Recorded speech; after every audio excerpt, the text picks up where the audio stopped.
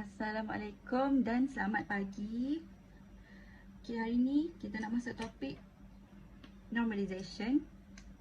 So, mula sekali saya nak tanya, awal-awal dah tanya kan, apa tu maksud normalization? Okay, normalization ni ialah teknik, saya dah tulis kat sini, nampak tak? Teknik untuk kita susun data kita tu dalam beberapa tabel yang berkaitan untuk kurangkan data redundancy. Okay, ni poin penting untuk kurangkan data redundancy. Jadi, redundancy ni apa maksud dia dan kenapa kita kena kurangkan data redundancy ni? Okay, data redundancy ni maknanya data yang sama disimpan berulang-ulang. Dan kita kena kurangkan sebabnya akan berlaku pertambahan saiz database dan akan berlakunya anomalies. Okay, kita tengok dalam contoh baru senang nak faham. Okay, anomalies ni ialah sejenis kecacatan. Jadi maknanya kita tak nak Okay, 3 masalah utama. Jadi kita ada 3 anomalies. Yang pertama sekali, insert anomalies. Okay, tengok kat sini, ni ialah table dalam satu database. Okay, table ni kita ada student ID, student name, faculty, dean, office number. Okay, table ni generally kalau awak tengok dia nak cerita pasal student, fakulti mana dan siapa dean dekat fakulti tu. Okay, insert anomaly ni ialah apa-apa kecacatan yang berlaku sewaktu kita insert data. Okay, kalau tak ada normalization ni, dia kata akan berlakunya anomaly kan. Okay, first kali kita tengok data redundancy, iaitu data yang sama disimpan berulang-ulang. Kalau awak tengok dekat sini, ini contoh saya ambil kalau kita ada 7 orang student. Bila ada 7 orang student, fakulti, dean, office number, ini benda yang sama. Dia copy 7 kali sebab ada 7 student. Cuba bayangkan, ada ke universiti yang ada 7 student? Cuba bayangkan kalau kita ada 10,000 student.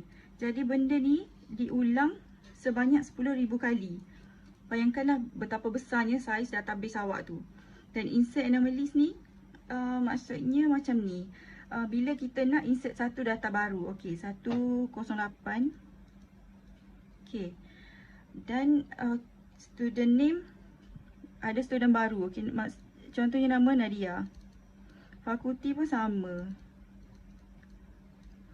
Dean pun sama. Okey, 767. Katakanlah dekat sini bila orang dekat office tu nak register data Nadia ni, bila dia masukkan office number, office dean number ni, dia tersilap type 9002. Okey. Lepas tu datang pula staff lain, dia nak update data tentang student lain. Dia pun letak 109, nama Nazuha, FSKM, Dr. Wan. Dan dia tengok record yang last macam ni, nombor telefon dia pun copy lah, 767 9002. Jadi dah 2 data yang salah. Okey, sebabnya dia nak masukkan data yang ni. Ini maksudnya ini kita panggil insert anomalies. Okey, yang kedua contoh ialah delete anomalies. Delete anomalies ni, okey, ni data student tahun 2000 contohnya. So sekarang ni tahun 2020. 10 tahun 20 tahun dah kita simpan data student ni. So kita tak nak. Ini okey, ni database ni database kita. Kita ada 10,000, okey, contohnya 10,000 data student daripada tahun 2000 hingga tahun 2020. Kita nak delete data student yang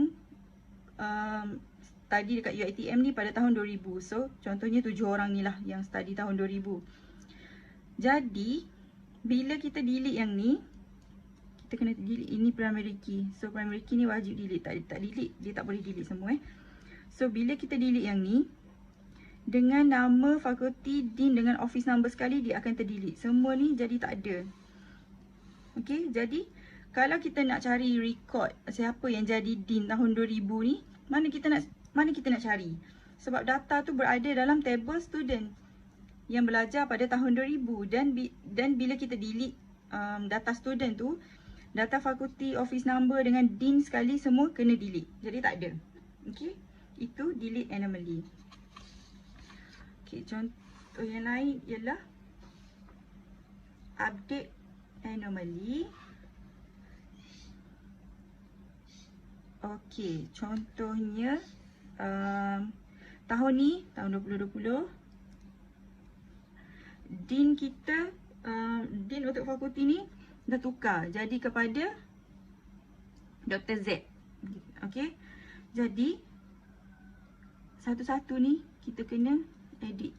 Awak bayangkan satu-satu record ni kita kena edit. Awak bayangkan awak ada 10,000 student.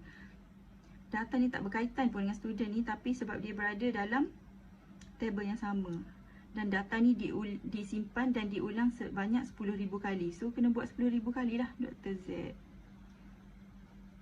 Dr. Z. Bayangkan. Ini nampak senang sebab saya buat 7. Kan? Okay, lepas tu dah bila banyak sangat nak kena edit ni, kadang-kadang takkan kita boleh siapkan 10,000 pada masa yang sama kan. So kita bangun, kita pergi solat, kita pergi makan, kita datang balik, kita lost sikit dekat mana kita dah edit tadi. Tiba-tiba termissing 2-3. Kita pergi buat tempat lain. Sekarang akan wujudnya satu masalah baru, iaitu data consistency problem. Data dah jadi tak sama. Kalau kita access ni, Azila ni bila dia access dia punya sistem, dia tengok dean dia Dr. Z. Dia pun cakap dengan kawan dia, okey dean kita sekarang Dr. Z, jom kita pergi jumpa dean. Contohnya awak nak ambil signature untuk apa-apa. Lepas tu Aryan pun tengok daripada sistem dia, taklah, siapa yang cakap Dr. Z dean baru. Dia dah saya tengok sistem Dr. Wan kan, sebabnya dekat sini data dia tak update. Jadi kat sini berlaku data consistency dan akan berlakulah masalah-masalah yang berkaitan lepas ni. Okey. Okey, jadi kita balik semula kepada definition of normalization tadi. Normalization ialah teknik untuk kita susun data kita dalam beberapa table yang berkaitan. Okey. Sekarang ni student, ini ialah tentang fakulti tu, FSKM kan. Maknanya memanglah student ni dia belajar dekat fakulti FSKM, tapi data ni dia tak perlu pun nak ada data office number dean ni dekat student. So ini ialah data yang tak berkaitan. So macam mana kita nak solve, kita cari data mana yang berkaitan. Ini ialah table penuh tadi. Kita pecahkan dia kepada table yang berkaitan. Okey. So bila kita pecahkan dia kepada dua table, ini table student,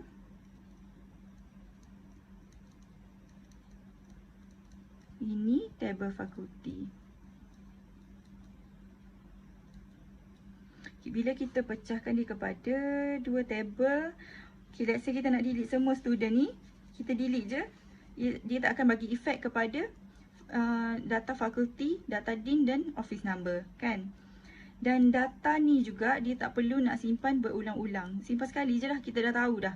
Dekat FSKM ni dean dia Dr. Wan. So in case kita nak kena edit dean ni, kita edit dekat sini je. And kalau kita nak edit office number, kita edit dekat yang ni satu je. So tak akan berlaku masalah data inconsistent, dan tak akan salah lah data yang disimpan ni, sebab dia masukkan sekali je. Okay.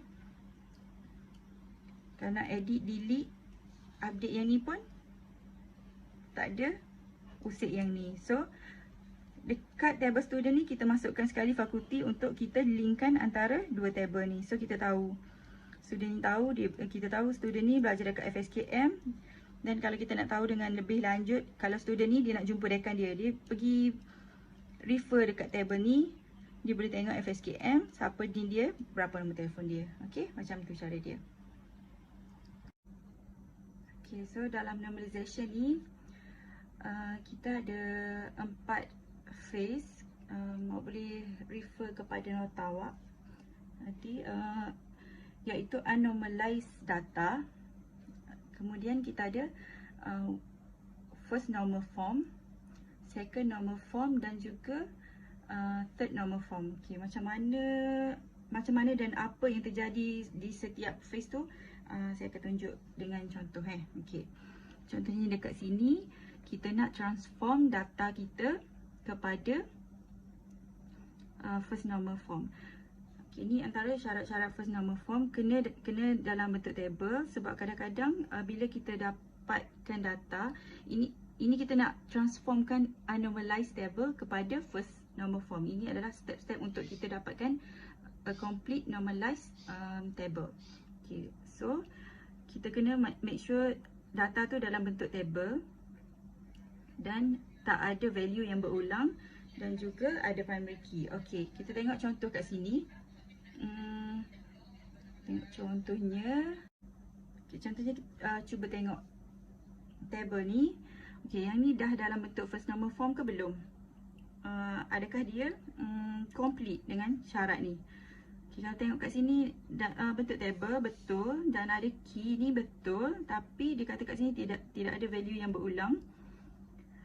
Okey, lagi satu syarat dia ialah dia tak boleh ada dua value dalam satu row ke kolom ni. Okey.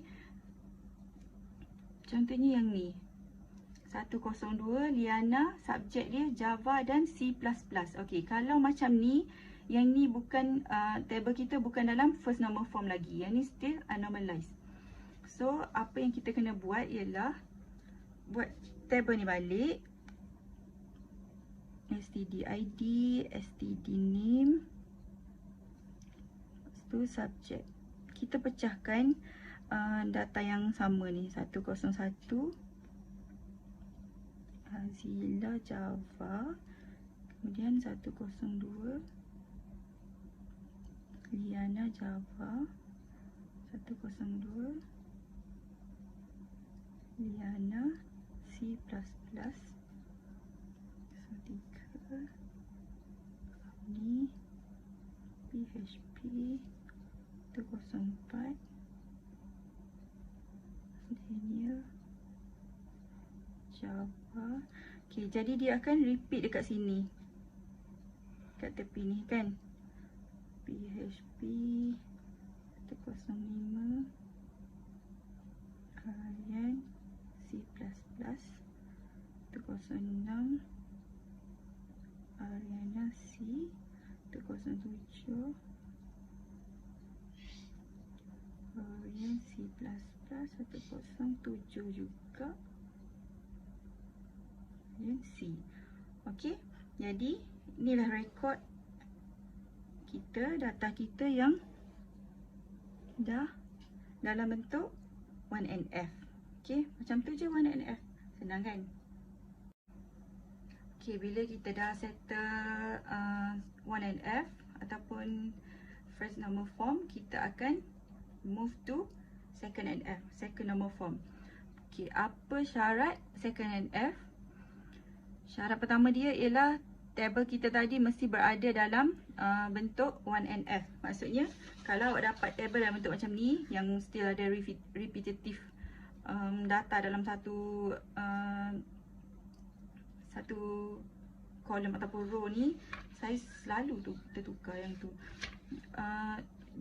Okey, daripada data ni awak terus nak jump kepada second NF, tak boleh Syarat dia ialah table tu kena dalam 1NF. Kemudian dia tidak ada partial dependencies. Okey, apa tu partial dependencies? Okey, sebelum kita faham partial dependencies, kita kena tahu dulu apa maksud dependencies. Okay, saya tunjuk contoh kat sini. Okay, ni table kita. Okay, tengok betul-betul table ni. Okay, table ni primary key, branch, address, tak ada data yang di repeat. Lepas tu tak ada data yang berulang. Okay. Okay, kita ada student ID, student name, branch ni dekat mana dia belajar, sama ada dekat Kota Baru ataupun Macang. Okay, let's say ni table student UiTM Cawangan Kelantan. Okay, kemudian address, alamat dia. Okay, so dekat sini kita boleh tengok student ID ni ialah primary key. Primary key untuk table ni. So primary key ni apa maksud dia? Primary key ni ialah data yang unik, dia tak akan berulang. Dan data ni juga dia boleh tentukan data-data yang lain. Okey, maksudnya macam ni. Primary key untuk student ID 101. Okey, untuk student 101. Bila saya cakap student ID 101 ni, bila saya ada information 101. Okey, contohnya saya nak tahu nama student ID nama student yang student ID dia 101. So nama dia kat sini Azila, kita boleh tahu kan. Okey, contohnya saya nak tahu student yang student ID dia 103 tu dia belajar dekat branch mana. Boleh tak kita tahu? So daripada yang primary key ni kita boleh tahu branch dia belajar dekat Macang. Okey. Saya nak tahu siapa nama student yang student ID dia 105 contohnya.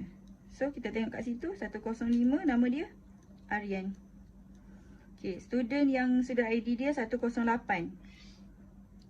Dia asal dari mana? Okey, kita boleh tengok kat sini dia asal daripada Johor. Bukan asal, alamat dia daripada mana? JB. Okey. So melalui key ni kita boleh tahu yang ni. Melalui key ni kita boleh tahu yang ni. Melalui key ni kita boleh tahu yang ni. Itu maksudnya address dia bergantung kepada student ID. So yang ni kita panggil dependencies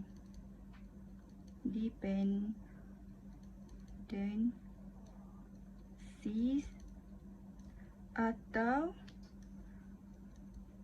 functional. Okey, kalau contohnya awak tengok dekat nota ke dekat macam ni je ni, functional dependencies. Contohnya awak Google Extra Note ke, awak baca dalam nota ke, dalam exam ke, dalam tutorial ke, ada dia panggil functional dependencies. Itu maksudnya dependencies lah. Okay, so melalui satu key ni kita boleh identify data-data tentang student tu. Okay, so saya repeat lagi sekali. Dependencies atau functional dependencies ni ialah bila kita ada satu kolom. Okay, contoh dekat sini student ID, satu kolom ni dia boleh uniquely identify the complete row untuk kolom-kolom yang lain. Okay, maksudnya kalau kita ada satu student ID, kita boleh identify data-data yang lain, complete row macam ni kan. Sebab semua ni dia bergantung kepada student ID 101. Dia bergantung kepada primary key dia. Okay, yang tu untuk dependencies. Okay. Contoh next kita ada table student dengan table subject, dan juga kita ada marks tentang markah. Okay, student dekat subject ID kita ada CS1 untuk subject database, CS2 system development, SS1 basic maths, SS2 statistik. Okay, ni subject ID, student ID, subject ID untuk connect table ni dengan subject ni. Kita ada markah dia dan lecturer, siapa yang mengajar subjek ni. Okay, so kalau dekat sini contohnya saya nak tahu markah untuk student ID 101, kita boleh tahu tak? Tak boleh ya, sebabnya nanti okay, student 101 ni nanti dia ada 3 markah. So kalau dalam soalan minta ataupun sistem kita minta markah untuk student 101, yang mana satu kita nak bagi ni? Sama juga dengan contohnya kita minta boleh saya tahu markah untuk subjek ID CS1. Okay, CS1 ni ada banyak juga. So, markah yang mana satu? Jadi, dekat sini, primary key untuk table ni, primary key ni tujuan dia ialah untuk kita uniquely identify the whole row kan. Jadi, bila kita nak cakap student ID ni ialah primary key, tak boleh. Sebab sekarang ni walaupun kita ada 101, kita tetap tak tahu markah untuk student 101 ni. Sebab dia ambil banyak subjek. So, sama juga kalau kita nak letak subjek ID. Sebab subjek ID ni dia unik. Tapi dia tak boleh jadi primary key sebabnya untuk table ni sebabnya dia banyak juga yang ambil subjek ni. Jadi, kita tak tahu markah untuk siapa. Jadi, solution dia untuk cari primary key table ni ialah kita combine dua-dua ni. Kita combine dua kolom ni sebagai primary key. Sebab primary key dia boleh ada banyak kolom ya. Okay, contohnya sekarang 101 CS1. Saya nak tahu student ID 101 yang ambil subjek CS1. Jadi kita boleh tahu markah dia berapa dan siapa yang mengajar tu kan. So dengan menggunakan dua kolom ni, kita boleh identify the whole row. Betul tak? Kalau kita nak tahu lecturer mana yang mengajar student lecturer mana yang mengajar basic maths untuk student 102. Jadi kita tengok basic maths SS1 student mana kita nak tahu 102. Sekarang kita dapat tengok siapa yang mengajar kan. Siapa yang mengajar subjek tu tadi. Kita boleh jawab soalan kita tu bila kita letak sama ni. Okay, contohnya saya nak tahu markah untuk sistem development student 103. Berapa markah dia? So, kita cari sistem development CS2.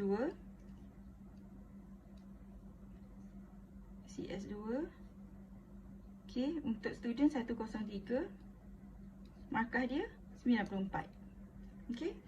So, yang ni kita panggil dependent. So, markah ni, untuk kita dapat tahu markah ni, dia bergantung kepada subjek ID dengan student ID. Kalau tak ada student ID, kita tak tahu markah ni untuk siapa. Kalau kita tak ada subjek ID, kita tak tahu markah ni untuk subjek mana. Betul tak? So, markah ni ialah functional dependency kepada primary key kita. Sekarang ni, table ni, kita ada dua primary key. Okay? So, untuk lecturer pula. Kalau kita nak tahu lecturer mana yang mengajar subjek database. Okay. Kita tengok dekat subjek database punya code. Subjek database ID. Kita tengok kat sini. Kita boleh refer siapa yang ajar. Betul tak? Kemudian kita tengok. Okay, CS1. Jadi, Dr. Ain. Dr. Ain ni dia mengajar database. Mr. Ian. Okay, siapa yang ajar sistem development? CS2. Yang mengajar ialah Mr. Ian. Jadi, sama kan? So, kalau contohnya, maknanya dengan adanya subjek ID ni, kita dah boleh tahu siapa yang ajar subjek ni. Tak perlu ada student ID. Kita tak perlu combine dua ni pun, kita dah dapat tahu siapa lecturer yang mengajar subjek ID. Jadi sekarang dekat table ni, primary key kita ialah student ID dan subjek ID. Sebab markah ni dia bergantung kepada dua-dua ni kan. Tapi lecturer ni dia tak perlukan student ID. Dia ada subjek ID je pun kita dah boleh identify the whole column untuk lecturer ni. Jadi yang ni, yang part lecturer ni, yang kat sini lah kita panggil partial dependency.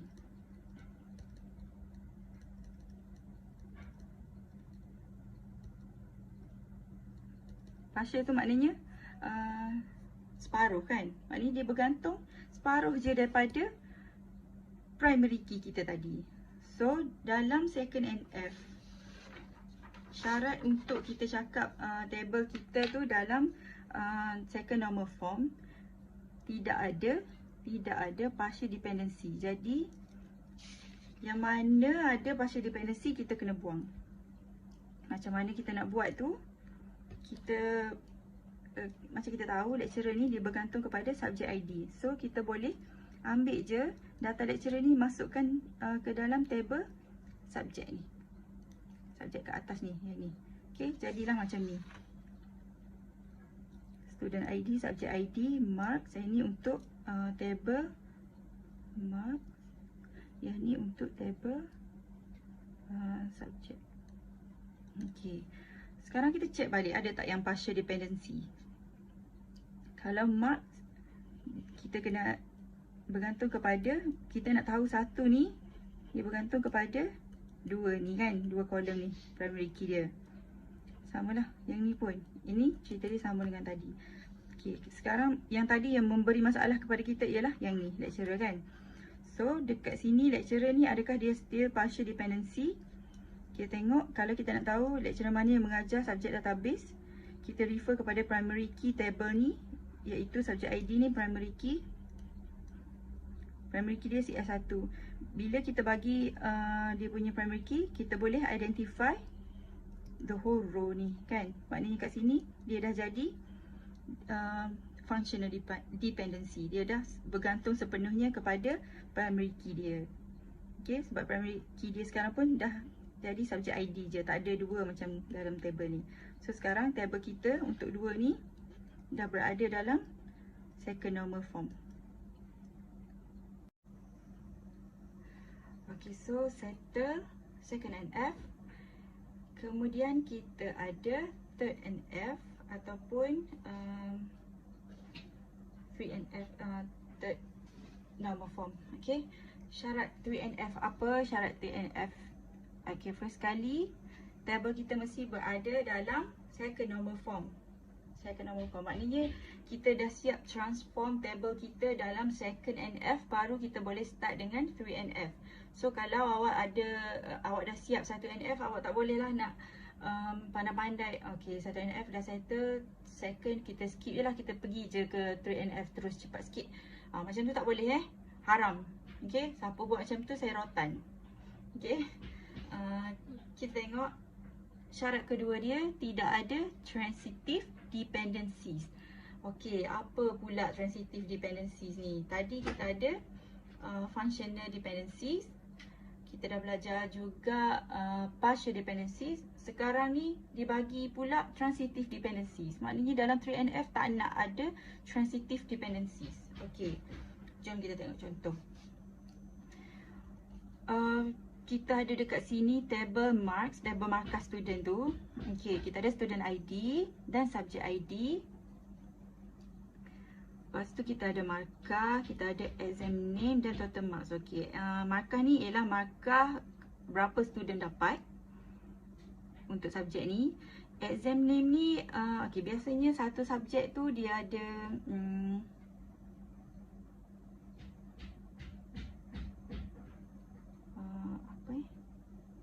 okay, biasanya ada setengah subjek yang ada assignment dengan final, ada setengah subjek yang tak ada final exam kan. Jadi dekat sini untuk subjek CS1 dia ada assignment dengan final. Subjek ID CS1, oh kita tukar ni, sepatutnya dekat sini. Sepatutnya dekat sini S2. Kat sini yang CS1 ni. Okay.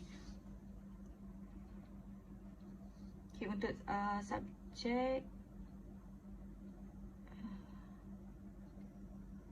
betul lah, dia bergantung kepada student ID.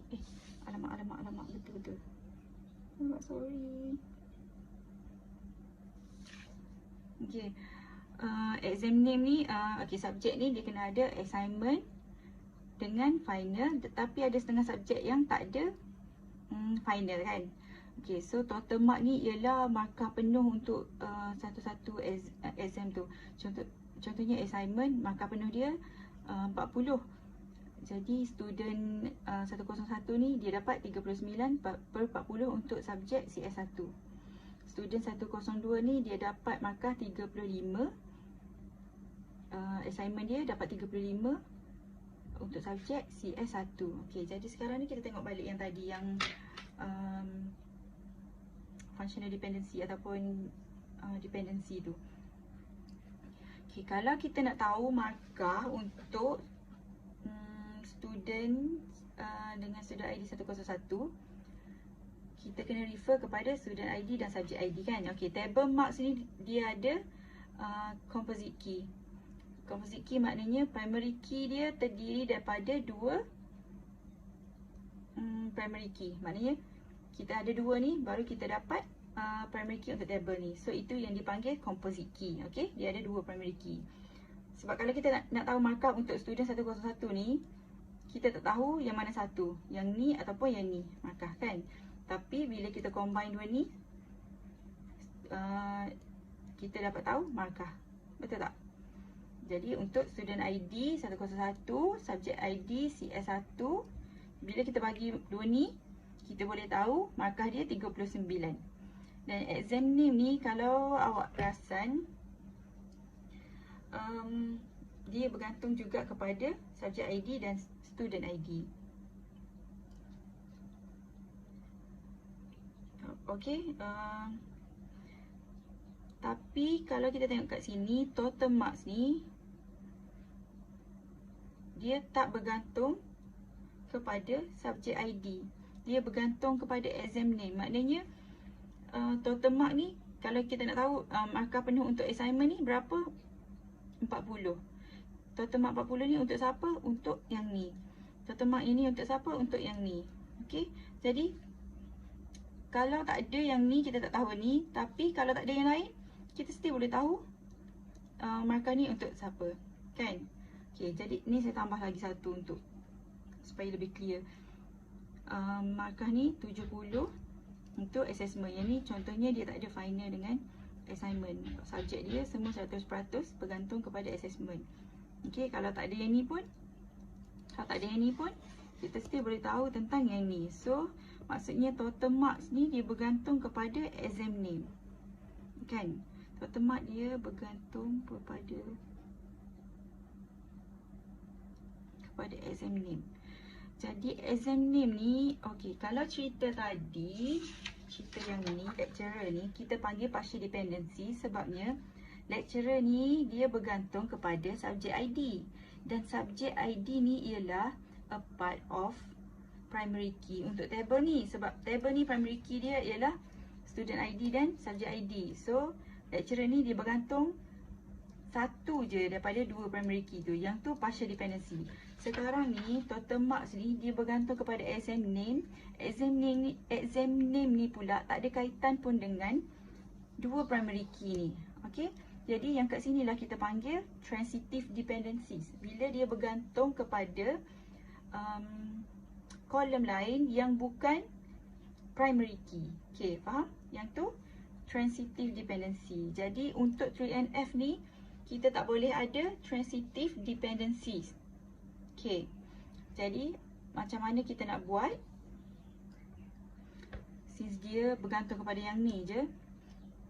Okey, apa yang kita nak buat ialah kita pecahkan table ni kepada dua table.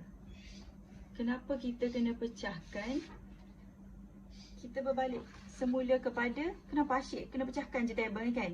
Okay, kita balik semula kepada definition untuk data redundancy tadi. Teknik kita susun data dalam beberapa table yang berkaitan. So, kita susun data tu masukkan ke dalam beberapa table. Maknanya kena pecahkan lah table tu. Okey, kat sini kita dah pecahkan macam ni. Disebabkan total marks ni dia bergantung kepada exam name, kita letak je dekat sini lagi satu exam table lah, contohnya nama. Kat sini ialah marks. So kalau kita tengok kat sini marks ni dia bergantung kepada kedua-dua primary key ni. Sama juga dengan exam name ni. Untuk kita tahu CS1 ni ada apa yang ada dalam CS1 tu, assignment ke final ke, itu bergantung kepada subjek ID. Assignment ni bergantung kepada subjek ID dan student ID yang ambil subjek tu. Okey. Dan dekat sini kita letak siap-siap exam total marks untuk setiap exam name. Okey, dekat sini data redundancy pun kita dah berjaya kurangkan. Cuba bayangkan kita tadi kita ada 7 kan student. Okey, yang ni pun ambil CS1 contohnya.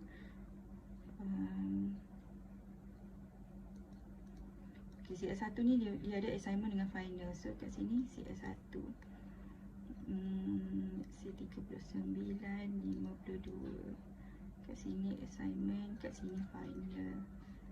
Okay, 105 SS2 37 57. Kat sini assignment, kat sini final. 06 subjek SS1 tadi 98. Kat sini assessment. Okey. Cakap tadi kita berjaya kurangkan data redundancy kan. Okey. Kalau ini ialah data yang setelah berada dalam, yang ni kita dah pecahkan dia, dan sekarang ni dia dah tak ada transitive dependency. So dia dah dalam bentuk 3NF. So yang ni kita nampak okey sebab dia dah dalam 3NF. Dekat sini contohnya kita tambah lagi student 104, 105, 106 ni. Jadi yang ni sekali sama-sama dengan total marks ni kita kena ulang balik benda sama kan. Sedangkan kita dah tahu dekat sini yang CS1 ada assignment dan markah penuh untuk assignment CS1 ialah 40. Tapi bila kita masukkan student 104 yang ambil subjek CS1 juga, markah dia 39, exam name dia assignment, kita kena masukkan lagi sekali total mark dia 40.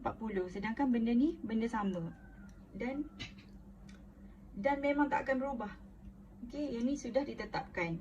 So kalau ada 10,000 kali kena repeat benda sama. Jadi dekat sini, dekat table ni kita dah pecahkan dia. So dia duduk kat sini je.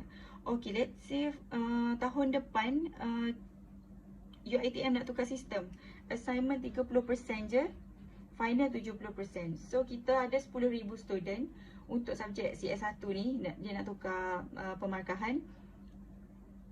Kalau table ni kita tak pecahkan dalam 3NF tadi, awak bayangkan yang 40 ni kena bertukar jadi 30 untuk 10,000 student yang ambil subjek CS1. Kena edit satu-satu. Bayangkan betapa banyak. Kalau kita dah settle benda ni, kita dah table tu dah berada dalam bentuk 3NF, kita edit kat sini je. Assignment 30, final 70. 30. Jadi yang dekat sini kita dah automatik tahulah kalau assignment dia 30 markah. So yang ni dah tak payah nak ubah dekat satu-satu data. Okey, itulah kepentingan normalization ni bila awak buat table tu. So sekarang total marks, exam name. Okey, so sekarang daripada start awal yang 1NF tu, nampak tak? Okey, kesimpulan dia, ini saya tak masukkan data lah, cuma last kali daripada table tadi kita sudah pecahkan daripada satu table je kita ada sebenarnya, sudah table yang ada markah sekali tu dengan nama teacher dia. Kita berjaya pecahkan daripada satu table tu kepada 4 table. 4 table ni berkaitan antara satu sama lain, tapi kalau kita nak edit ataupun delete apa-apa information daripada table tu, dia tak akan effect kepada table-table yang lain. So insert normal form kita ada 4 table. Student table dia cerita pasal student je. Subject table tentang subjek, ada subject name dan juga nama lecturer yang mengajar. Lepas tu score table markah-markah student tu dan juga Bukan marks exam name ni. Exam name ni jenis apa exam tu, maksudnya exam dia ada assessment ke, final exam ke, ataupun assignment. Dan dekat sini table untuk exam markah dia, markah student tu. Okay, faham? Normalization ni lagi banyak awak buat exercise lagi awak nampak lah. Tapi saya rasanya contoh ni saya dah explain dengan cara yang paling senang nak faham, especially part dependencies tu. Fokus sikit, awak kena faham sikit, kena faham dan cuba identify apa column mana yang ada functional dependency ataupun transitive dependency ataupun partial dependency. Okay, lepas ni awak akan ada satu assignment individual untuk third normal form ni, bukan, maksud saya untuk normalization ni. So bila awak buat sendiri nanti awak akan lagi nampak lah, dan masa tu awak akan realise apa yang awak tak faham, apa yang awak faham, ataupun separuh faham ke.